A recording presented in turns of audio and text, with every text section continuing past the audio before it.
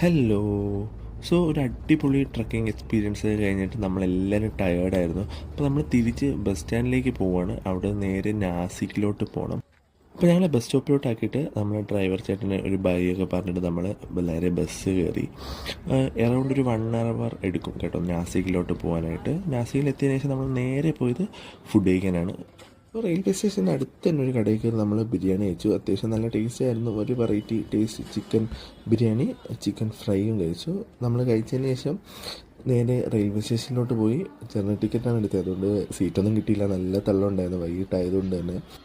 ഒരു 9 മണിയായപ്പോഴത്തേക്കും നമ്മൾ തിരിച്ച് മുംബൈയിലെത്തി. മുംബൈ എത്തിയപ്പോൾ തന്നെ നല്ല വിശപ്പുണ്ടായിരുന്നു രാത്രി ആയതുകൊണ്ട്. അങ്ങനെ നേരെ ഒരു ഹോട്ടലിൽ കയറി ചിക്കൻ നൂഡിൽസൊക്കെ കഴിച്ചു, കബാബും ചിക്കൻ നൂഡിൽസൊക്കെ.